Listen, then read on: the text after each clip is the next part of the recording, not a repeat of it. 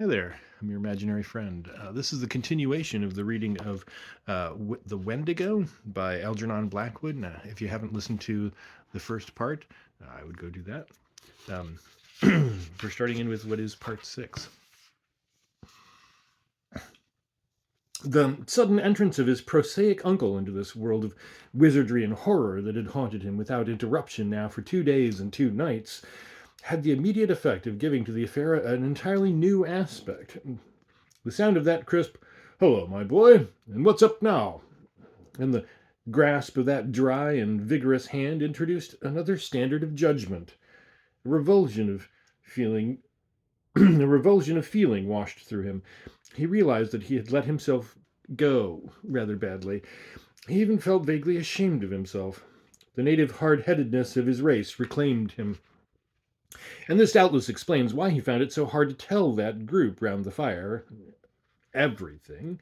He told enough, however, for the immediate decision to be arrived at that a relief party must start at the earliest possible moment, and that Simpson, in order to guide it capably, must first have food, and above all, sleep.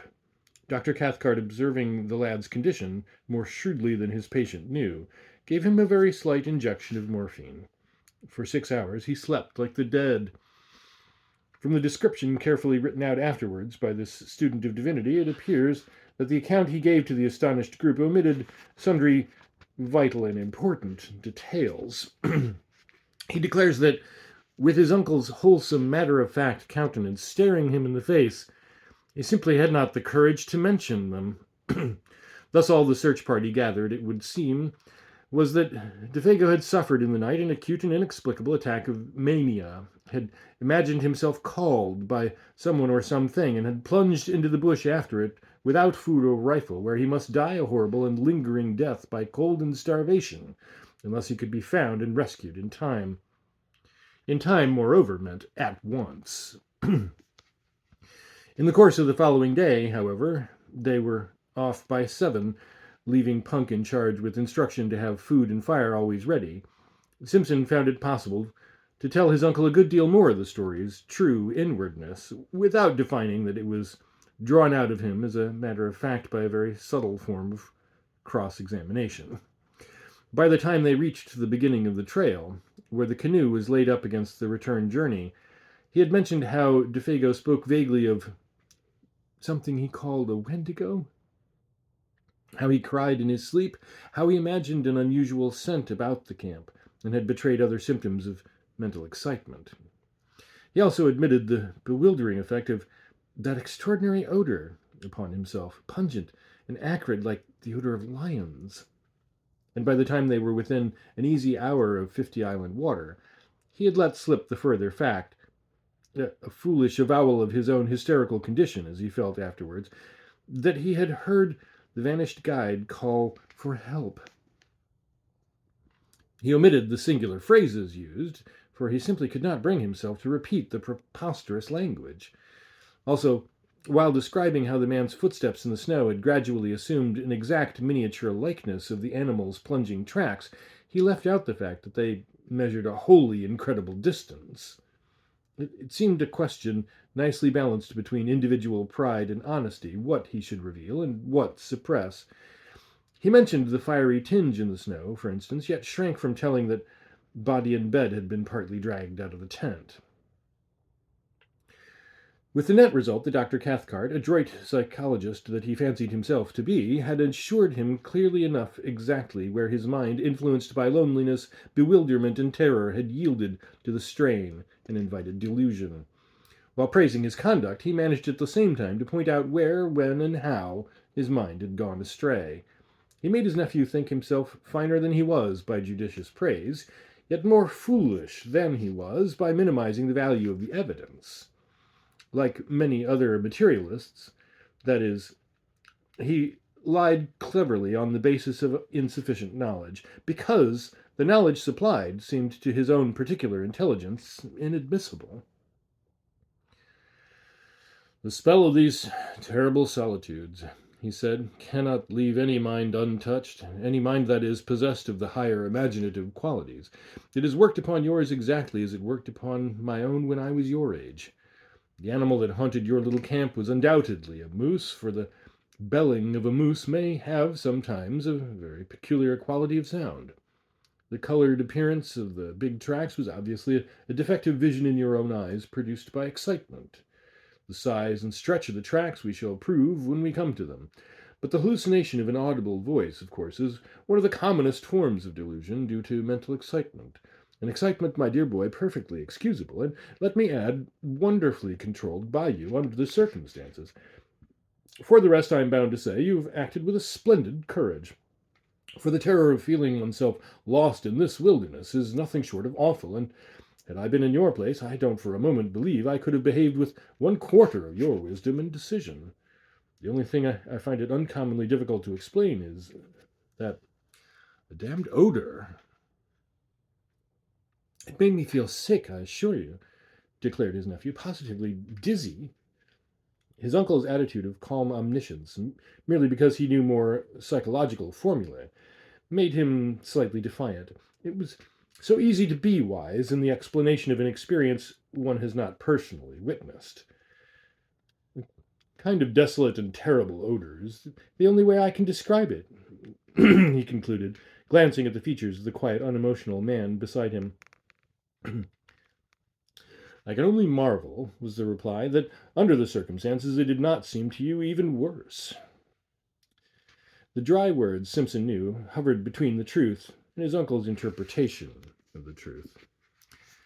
And so at last they came to the little camp and found the tent still standing, the remains of the fire, and the piece of paper pinned to a stake beside it, untouched. The cache, poorly contrived by inexperienced hands, however, had been discovered and opened by muskrats, mink, and squirrel. The matches lay scattered about the opening, but the food had been taken to the last crumb. "Well, fellows, he ain't here," exclaimed Hank loudly after his fashion, "and that's as sartin as the coal supply down below. But whar he's got to by this time is about as unsartin as the trade in crowns in t'other place." The presence of a divinity student was no barrier to his language at such a time, though for the reader's sake it may be severely edited. "I propose," he added, "that we start out at once and hunt for him like hell." The gloom of Defago's probable fate oppressed the whole party with a sense of dreadful gravity the moment they saw the familiar signs of recent occupancy, especially the tent, with the bed of balsam branches still smoothed and flattened by the pressure of his body, seemed to bring his presence near to them. Simpson, feeling vaguely as if his world were somehow at stake, went about explaining particulars in a hushed tone. He was much calmer now, though overwearied with the strain of his many journeys. His uncle's method of explaining away, rather, the details still fresh in his haunted memory helped, too, to put ice upon his emotions. "And that's the direction he ran off in," he said to his two companions, pointing in the direction where the guide had vanished that morning in the gray dawn. "Straight down there he ran like a deer, in between the birch and the hemlock." Hank and Dr. Cathcart exchanged glances. "And it was about 2 miles down there, in a straight line," continued the other, speaking with something of the former terror in his voice, "that I followed his trail to the place where it stopped, dead, and where you heard him calling and caught the stench and all the rest of the wicked entertainment," cried Hank with a volubility that betrayed his keen distress. "And where your excitement overcame you to the point of producing illusions," added Dr. Cathcart under his breath, yet not so low that his nephew did not hear it. It was early in the afternoon, for they had traveled quickly, and there were still a good 2 hours of daylight left. Dr. Cathcart and Hank lost no time in beginning the search, but Simpson was too exhausted to accompany them. They would follow the blazed marks on the trees, and where possible his footsteps. Meanwhile, the best thing he could do was to keep a good fire going and rest. But after something like 3 hours' search, the darkness already down, the two men returned to camp with nothing to report. Fresh snow had covered all signs, and though they had followed the blazed trees to the spot where Simpson had turned back, they had not discovered the smallest indication of a human being, or for that matter, of an animal. There were no fresh tracks of any kind. The snow lay undisturbed. It was difficult to know what was best to do, though in reality there was nothing more they could do. They might stay and search for weeks without much chance of success. The fresh snow destroyed their only hope, and they gathered round the fire for supper, a gloomy and despondent party. The facts, indeed, were sad enough, for Defago had a wife at Radportage, and his earnings were the family's sole means of support. Now that the whole truth, in all its ugliness, was out, it seemed useless to deal in further disguise or pretense. They talked openly of the facts and probabilities. It was not the first time, even in the experience of Dr. Cathcart, that a man had yielded to the singular seduction of the solitudes and gone out of his mind. Defago, moreover, was predisposed to something of the sort, for he already had a touch of melancholia in his blood, and his fibre was weakened by bouts of drinking that often lasted for weeks at a time. Something on this trip, one might never know precisely what, had sufficed to push him over the line, that was all. And he had gone off into the great wilderness of trees and lakes to die by starvation and exhaustion. Chances against his finding camp again were overwhelming. The delirium that was upon him would also doubtless have increased, and it was quite likely he might do violence to himself, and so hasten his cruel fate. Even while they talked, indeed, the end had probably come. On the suggestion of Hank, his old pal, however, they proposed to wait a little longer and devote the whole of the following day, from dawn to darkness, to the most systematic search they could devise. They would divide the territory between them. They discussed their plan in great detail. All that men could do, they would do. And meanwhile, they talked about the particular form in which the singular panic of the wilderness had made its attack upon the mind of the unfortunate guide. Hank, though familiar with the legend in its general outline, obviously did not welcome the turn the conversation had taken. He contributed little, though that little was illuminating, for he admitted that a story ran over all this section of country to the effect that several Indians had seen the Wendigo along the shores of 50 Island Water in the fall of last year, and that this was the true reason of Defago's disinclination to hunt there. Hank doubtless felt that he had, in a sense, helped his old pal to death by over-persuading him. When an Indian goes crazy, he explained, talking to himself more than to the others, it seemed, it's always put that he's seen the Wendigo, and poor old Defago was superstitious down to the very heels. And then Simpson, feeling the atmosphere more sympathetic, told over again the full story of his astonishing tale. He left out no details this time. He mentioned his own sensations and gripping fears. He only omitted the strange language used. But Defago surely had already told you all these details of the Wendigo legend, my dear fellow, insisted the doctor. I mean, he had talked about it, and thus put into your mind the ideas which your own excitement afterwards developed. Whereupon Simpson again repeated the facts. Defago, he declared, had barely mentioned the beast. He, Simpson, knew nothing of the story, and so far as he remembered, had never even read about it. Even the word was unfamiliar. Of course he was telling the truth, and Dr. Cathcart was reluctantly compelled to admit the singular character of the whole affair. He did not do this in words, so much as in manner, however. He kept his back against a good stout tree. He poked the fire into a blaze the moment it showed signs of dying down. He was quicker than any of them to notice the least sound in the night about them. A fish jumping in the lake, a twig snapping in the bush, the dropping of occasional fragments of frozen snow from the branches overhead, where the heat loosened them. His voice, too, changed a little in quality, becoming a shade less confident, lower also in tone. Fear, to put it plainly, hovered close about that little camp, and though all three would have been glad to speak of other matters, the only thing they seemed to be able to discuss was this, the source of their fear. They tried other subjects in vain. There was nothing to say about them. Hank was the most honest of the group. He said next to nothing. He never once, however, turned his back to the darkness. His face was always to the forest, and when wood was needed, he didn't go farther than was necessary to get it.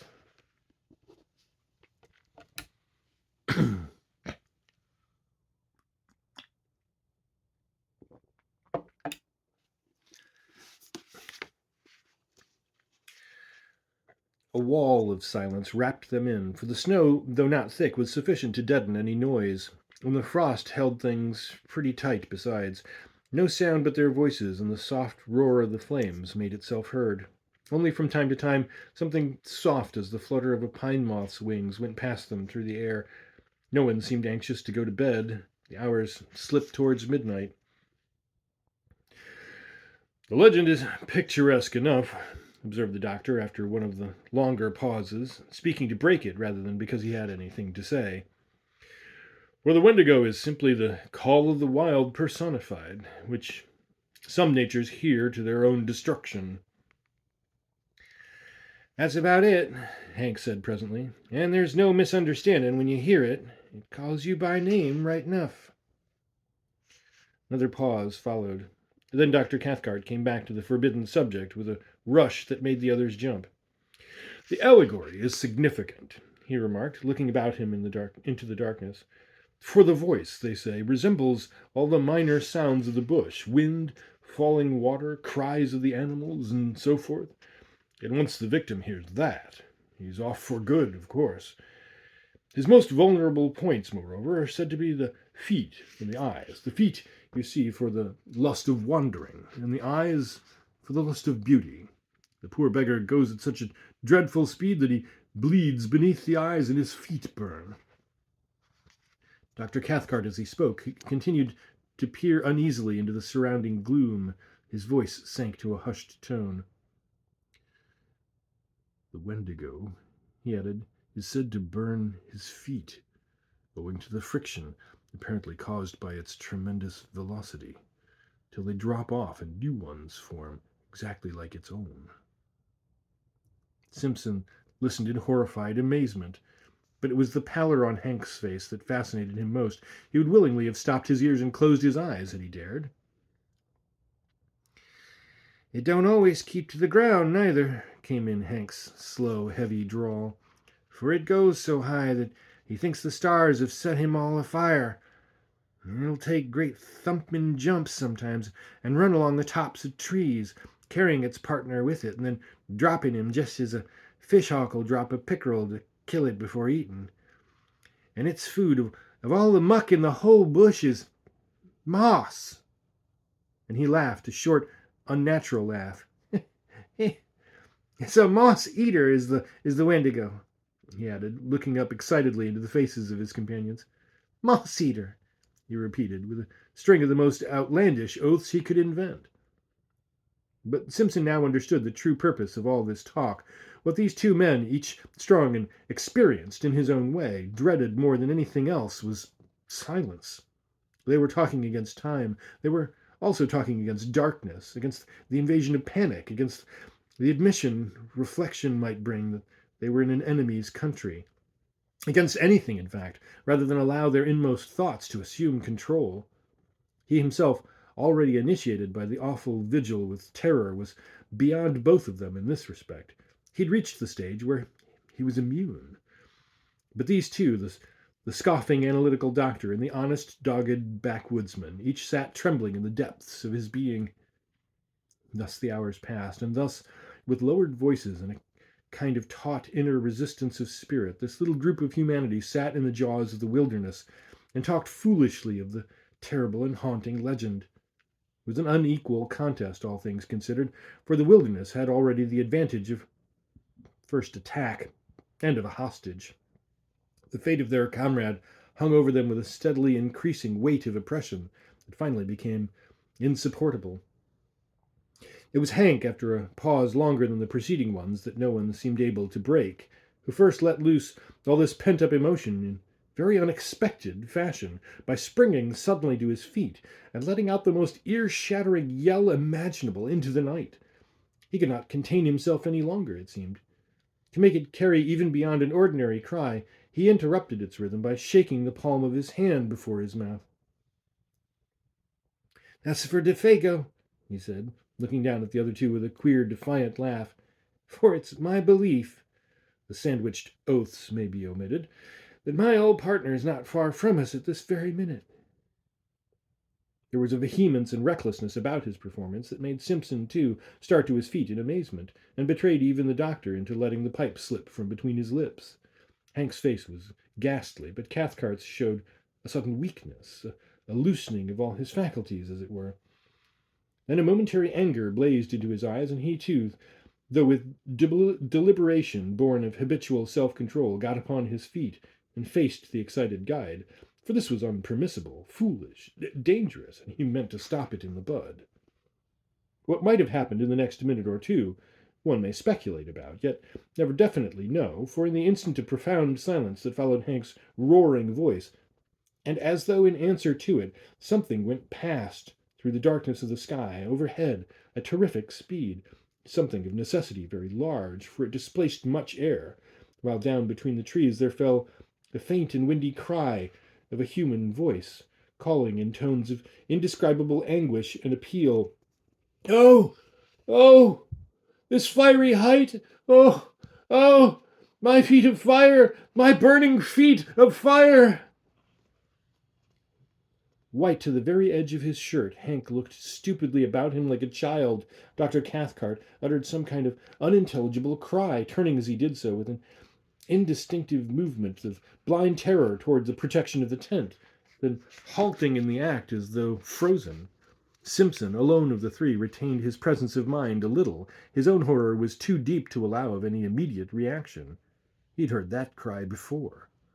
Turning to his stricken companions, he said almost calmly, "That's exactly the cry I heard, the very words he used." Then lifting his face to the sky, he cried aloud, "Defago! Defago! Come down here to us! Come down!" And before there was time for anybody to take definite action one way or another, there came the sound of something dropping heavily between the trees, striking the branches on the way down, and landing with a dreadful thud upon the frozen earth below. The crash and thunder of it was really terrific. "That's him! So help me the good God!" came from Hank in a whispering cry, half choked, his hand going automatically toward the hunting knife in his belt. "And he's coming! He's coming!" he added with an irrational laugh of horror, and the sounds of heavy footsteps crunching over the snow became distinctly audible, approaching through the blackness towards the circle of light. And while the steps, with their stumbling motion, moved nearer and nearer upon them, the three men stood round that fire, motionless and dumb. Dr. Cathcart had the appearance of a man suddenly withered. Even his eyes did not move. Hank, suffering shockingly, seemed on the verge again of violent action, yet did nothing. He, too, was hewn of stone. Like stricken children, they seemed. The picture was hideous. And meanwhile, their owner still invisible, the footsteps came closer, crunching the frozen snow. It was endless, too prolonged to be quite real, this measured and pitiless approach. It was accursed.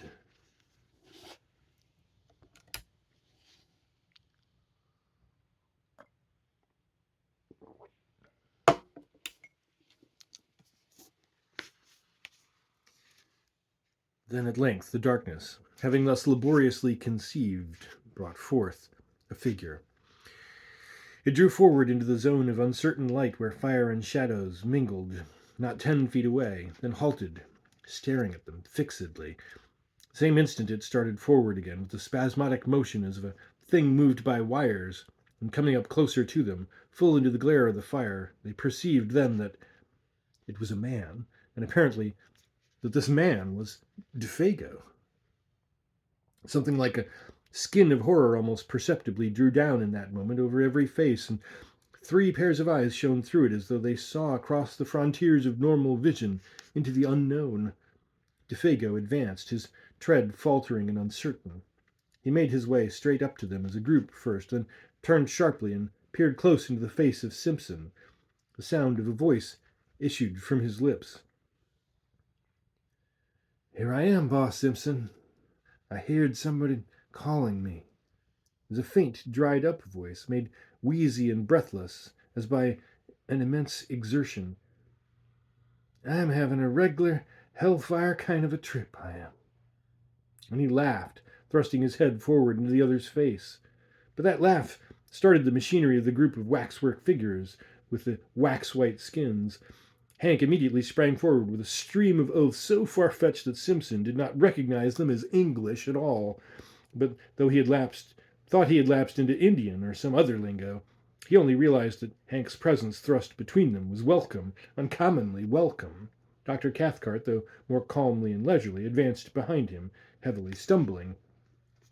Simpson seems hazy as to what was actually said and done in those next few seconds, for the eyes of that detestable and blasted visage peering at such close quarters into his own utterly bewildered his senses at first.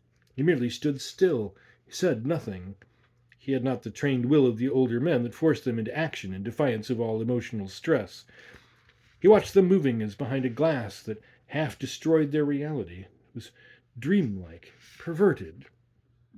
Yet, through the torrent of Hank's meaningless phrases, he remembers hearing his uncle's tone of authority, hard and forced, saying several things about food and warmth, blankets, whiskey, and the rest, and further that whiffs of that penetrating, unaccustomed odor, vile yet sweetly bewildering, assailed his nostrils during all that followed. It was no less a person than himself, however, less experienced and adroit than the others though he was, who gave instinctive utterance to the sentence that brought a measure of relief into the ghastly situation by expressing the doubt and thought in each one's heart. "It is you, isn't it, Defago?" he asked under his breath, horror breaking his speech. And at once Cathcart burst out with the loud answer before the other had time to move his lips. "Of course it is. Of course it is. Only, can't you see he's nearly dead with exhaustion, cold and terror? Isn't that enough to change a man beyond all recognition?" It was said in order to convince himself as much to convince the others. The overemphasis alone proved that, and continually, while he spoke and acted, he held a handkerchief to his nose. That odor pervaded the whole camp. For the Defago, who sat huddled by the big fire, wrapped in blankets, drinking hot whiskey and holding food in wasted hands, was no more like the guide they had last seen alive than the picture of a man of 60 is like a daguerreotype of his early youth in the costume of another generation. Nothing really can describe that ghastly caricature, that parody masquerading there in the firelight as Defago. From the ruins of the dark and awful memories he still retains, Simpson declares that the face was more animal than human, the features drawn about into wrong proportions, the skin loose and hanging as though he had been subjected to extraordinary pressures and tensions. It made him think vaguely of those bladder faces blown up by the hawkers on Ludgate Hill that change their expression as they swell, and as they collapse emit a faint and wailing imitation of a voice. Both face and voice suggested some such abominable resemblance. But Cathcart, long afterwards, seeking to describe the indescribable, asserts that thus might have looked a face and body that had been in air so rarefied that, the weight of atmosphere being removed, the entire structure threatened to fly asunder and become incoherent. It was Hank, though all distraught and shaking with a tearing volume of emotion he could neither handle nor understand, who brought things to a head without much ado. He went off to a little distance from the fire, apparently so that the light should not dazzle him too much, and shading his eyes for a moment with both hands, shouted in a loud voice that held anger and affection dreadfully mingled. "You ain't Defago! You ain't Defago at all! I don't give a damn, but that ain't you, my old pal of 20 years!" He glared upon the huddled figures as though he would destroy him he glared upon the huddled figure as though he would destroy him with his eyes. "And if it is, I'll swab the floor of hell with a wad of cotton wool and a toothpick, so help me the good God!" he added with a violent fling of horror and disgust. It was impossible to silence him. He stood there shouting like one possessed, horrible to see, horrible to hear, because it was the truth.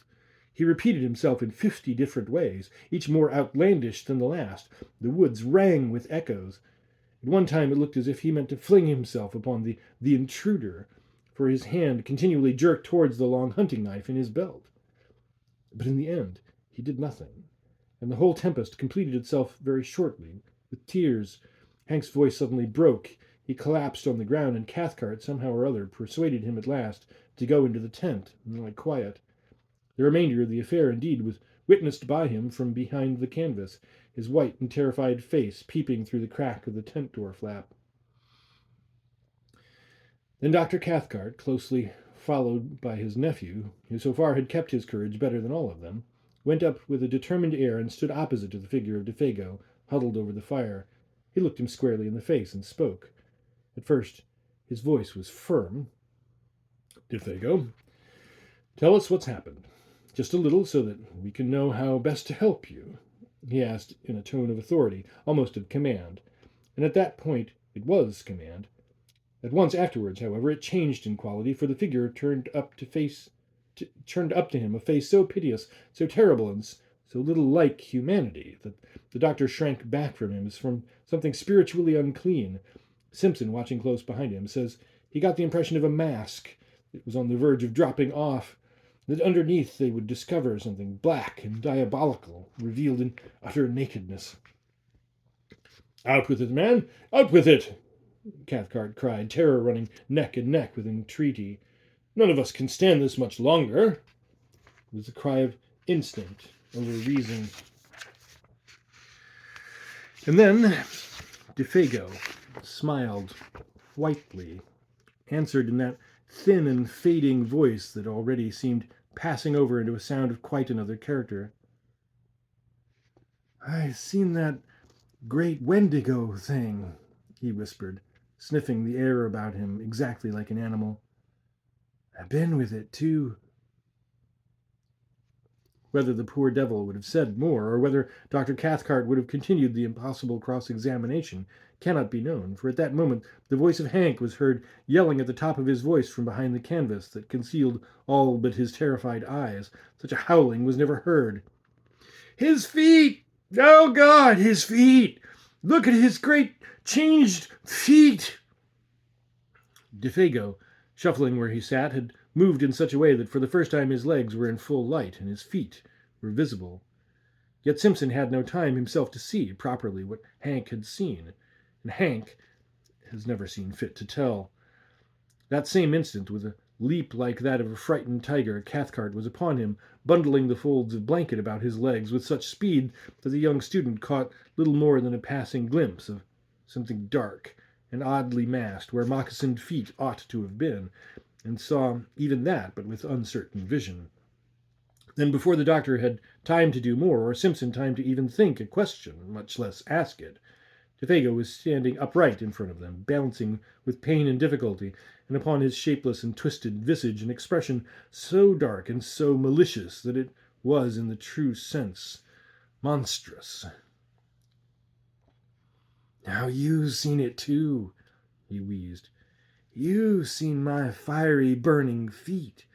And now, that is, unless you can save me and prevent, it's about time for..." His piteous and beseeching voice was interrupted by a sound that was like the roar of wind coming across the lake. The trees overhead shook their tangled branches, the blazing fire bent its flames as before a blast, and something swept with a terrific rushing noise about the little camp and seemed to surround it entirely in a single moment of time.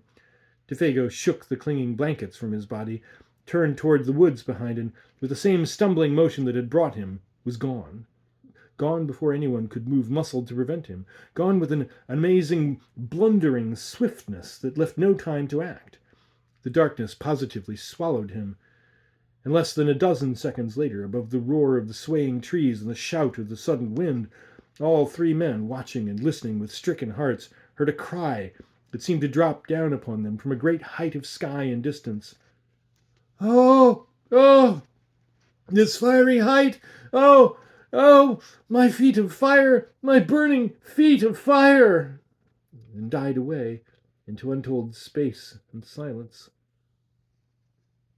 Dr. Cathcart, suddenly master of himself, and therefore of the others, was just able to seize Hank violently by the arm as he tried to dash headlong into the bush. "But I want to know you," shrieked the guide. "I want to see. That ain't him at all, but some devil that's shunted into his place." Somehow or other, he admits he never quite knew how he accomplished it. He managed to keep him in the tent and pacify him. The doctor apparently had reached the stage where reaction had set in and allowed his own innate force to conquer. Certainly he managed Hank admirably. It was his nephew, however, hitherto so wonderfully controlled, who gave him most cause for anxiety, for the cumulative strain had now produced a condition of lachrymose hysteria, which made it necessary to isolate him upon a bed of boughs and blankets as far removed from Hank as was possible under the circumstances. And there he lay, as the watches of that haunted night passed over the lonely camp, crying startled sentences and fragments of sentences into the folds of his blanket. A quantity of gibberish about speed and height and fire mingled oddly with biblical memories of the classroom. People with broken faces all on fire, coming at a most awful, awful pace towards the camp, he would moan one minute, and the next would sit up and stare into the woods, intently listening, and whisper, "How terrible in the wilderness are the feet of them that—" until his uncle came across to change the direction of his thoughts and comfort him. The hysteria, fortunately, proved but temporary. Sleep cured him, just as it cured Hank. Till the first signs of daylight came, soon after 5 o'clock, Dr. Cathcart kept his vigil. His face was the color of chalk, and there were strange flushes beneath the eyes. An appalling terror of the soul battled with his will all through those silent hours. These were some of the outer signs. At dawn, he lit the fire himself, made breakfast, and woke the others, and by 7 they were well on their way back to the home camp. 3 perplexed and afflicted men, but each in his own way having reduced his inner turmoil to a condition of more or less systematized order again.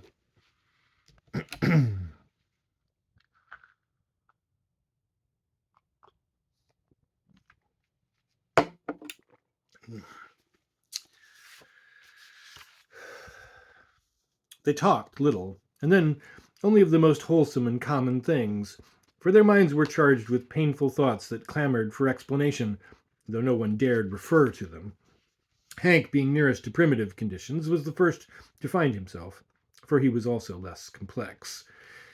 In Dr. Cathcart, civilization championed his forces against an attack singular enough.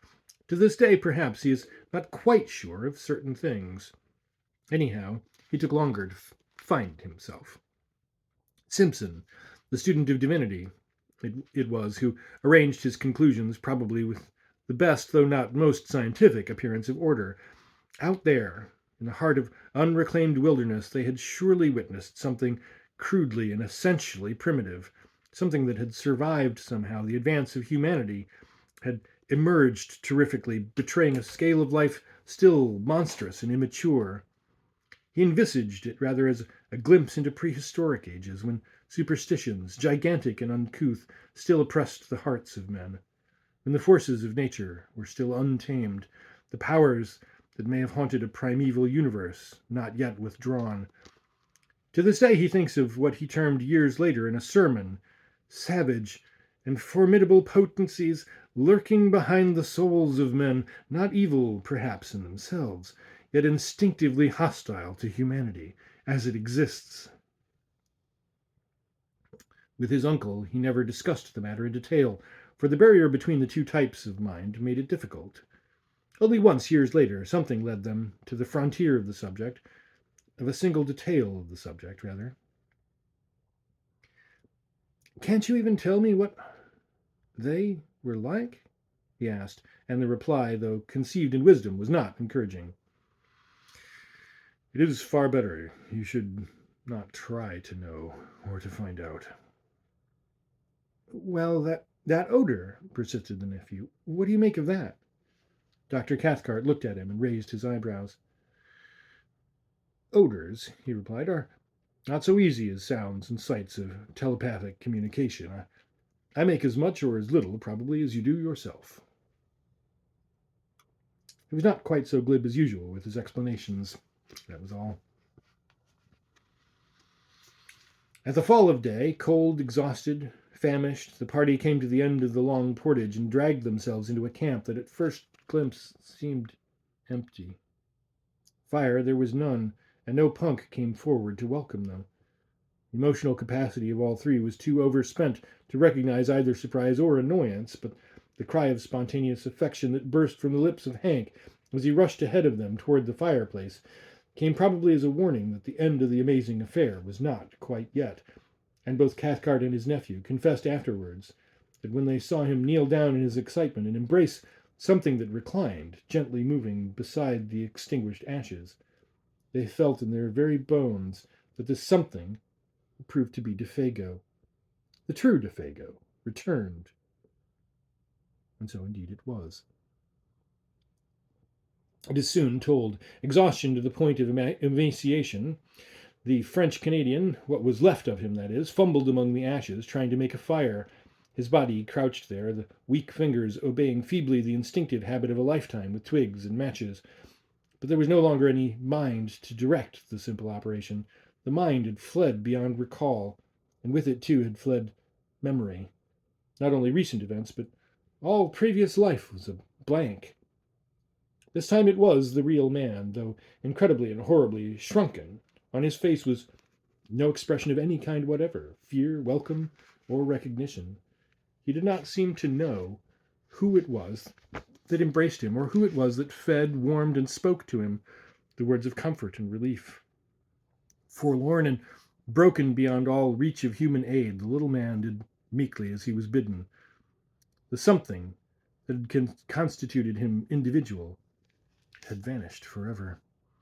In some ways it was more terribly moving than anything they had yet seen.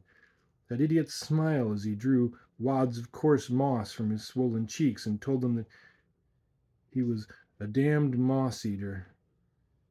The continued vomiting of even the simplest food, and worst of all, the piteous and childish voice of complaint in which he told them that his feet pained him, burned like fire, which was natural enough when Dr. Cathcart examined them, and found that both were dreadfully frozen.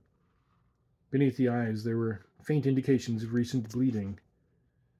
The details of how he survived the prolonged exposure, of where he had been, or of how he covered the great distance from one camp to the other, including an immense detour of the lake on foot, since he had no canoe. All this remains unknown. His memory had vanished completely. And before the end of the winter, whose beginning witnessed the strange occurrence, Defago, bereft of mind, memory, and soul, had gone with it. He lingered only a few weeks. And what Punk was able to contribute to the story throws no further light upon it. He was cleaning fish by the lake shore about 5 o'clock in the evening, an hour, that is, before the search party returned, when he saw this shadow of the guide picking its way weakly into camp. In advance of him, he declares, came the faint whiff of a certain singular odor. That same instant, old Punk started for home. He covered the entire journey of 3 days as only Indian blood could have covered it. The terror of a whole race drove him. He knew what it all meant. Defago had seen the Wendigo.